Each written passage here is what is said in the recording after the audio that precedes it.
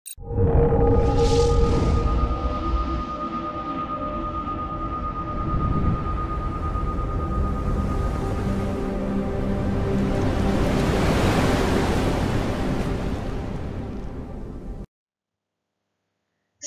tingkatan 1, bab 9. Standard kandungan 9.6 sumber bumi dan geologi gunaan. Dalam video ini, anda dapat mempelajari 5 perkara. Yang pertama, menerangkan mengenai air permukaan dan risikonya. Kedua, menerangkan air bawah tanah dari segi kepentingan dan risikonya. Ketiga, berkomunikasi mengenai mineral ekonomi. Keempat, menerangkan pembentukan petroleum dan arang batu. Kelima, berkomunikasi mengenai hidroterma. Sumber air di bumi terbahagi kepada dua, iaitu air permukaan dan air bawah tanah. Nama lain air bawah tanah, aquifer.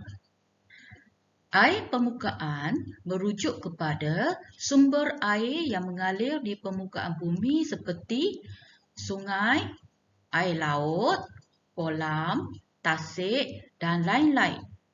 Manakala air bawah tanah terbentuk apabila air hujan meresap ke dalam tanah, lalu mengisi rekahan dan ruang antara butiran tanah dan pasir sehingga ke aras batuan tidak terlap air. Contoh, air perigi. Risiko air.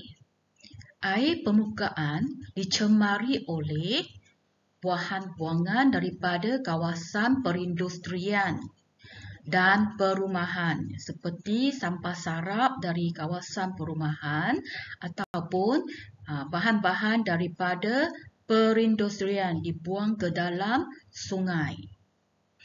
Okey, kedua, baja berlebihan dan racun perosak dari kawasan pertanian akan mengalir masuk ke dalam sungai apabila hujan. Okey, air bawah tanah dicemari melalui larut resak bahan kimia dan racun serangga dalam bidang pertanian. Yang kedua, larut resak sisa bahan kimia di kawasan tapak pelupusan sampah. Mineral ekonomi dibahagi kepada 3, iaitu mineral logam, mineral bukan logam dan mineral nadir bumi. Mineral logam, contoh biji besi, biji timah, emas. Di mana mineral logam bersifat keras, berkilat, mulur. Maksud mulur berubah bentuk apabila diketuk. Biasanya terdapat dalam batuan igneous. Logam boleh diekstrak melalui pemanasan mineral. Kegunaannya seperti emas boleh digunakan sebagai perhiasan. Mineral bukan logam pula, contohnya arang batu, petroleum. Mana mineral yang tidak begitu keras, biasanya tidak berkilat dan mudah pecah apabila diketuk. Mineral bukan logam. Okey, biasanya terdapat dalam batuan sedimen. Lazimnya pemanasan mineral tidak menghasilkan bahan baru. Okey, mineral nadir bumi. Mineral yang mengandungi satu atau lebih unsur dan nadir bumi. Biasanya terdapat dalam kuantiti yang amat kecil bersama-sama dengan mineral lain. Mineral nadir boleh digunakan dalam teknologi moden seperti komputer, DVD, alatan komunikasi, televisyen dan lain-lain. Oleh itu, mineral nadir bumi amat penting kepada perkembangan ekonomi negara dan dunia. Pembentukan arang batu. Berjuta-juta tahun dahulu, tumbuhan mati secara semula jadi. lalu ditimbus di bawah lapisan-lapisan tanah. Apabila hujan, timbus semakin lama semakin ke dalam bumi. Selepas bertahun-tahun, sisa itu tertimbus di bawah lapisan enapan dan lumpur. Di bawah tekanan dan haba yang tinggi, fosil tumbuhan bertukar dengan perlahan-lahan kepada arang batu. Pembentukan petroleum dan gas asli. Sisa hidupan daratan yang telah mati akan tertimbus di bawah tanah.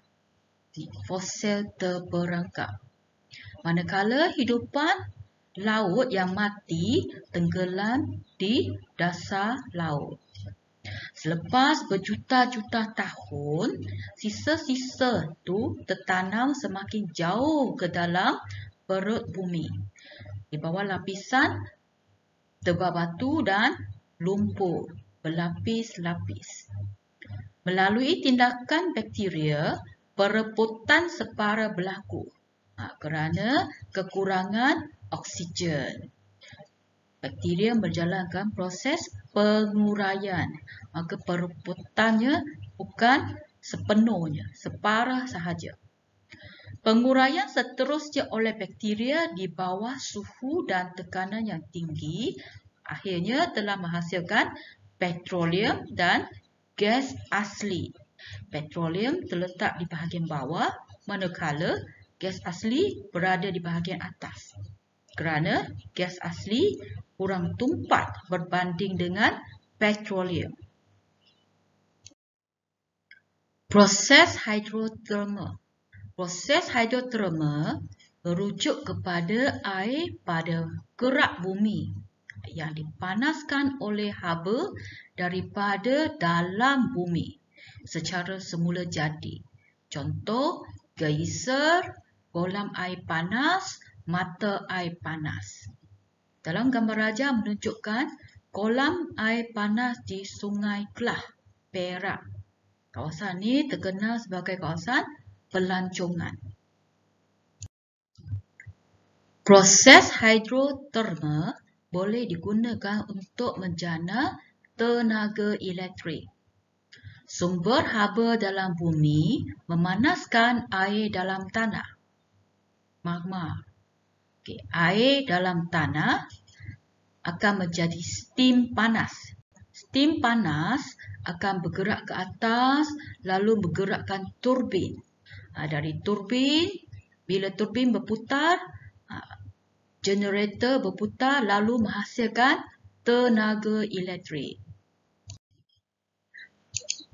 Sila tonton video ini. Apakah aktiviti yang sedang berlaku? Ya, yang ini adalah pembakaran terbuka.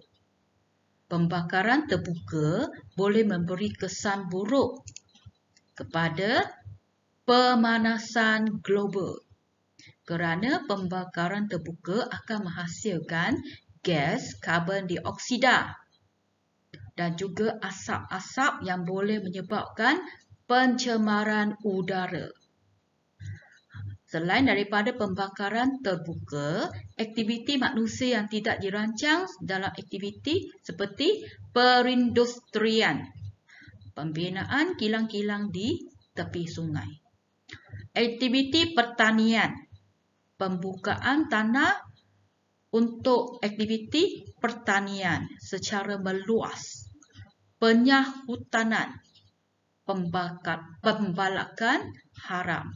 Aktiviti manusia yang tidak dirancang dengan baik ini akan memberi kesan buruk kepada persekitaran seperti hakisan tanah, banjir kilat, pemanasan global, kepupusan flora dan fauna akibat tempat tinggal mereka telah dimusnahkan. Last, pencemaran air, udara, terma dan bunyi. Sekian, terima kasih. Sekiranya video ini memberi manfaat kepada anda, sila tekan like, share and subscribe. Bye.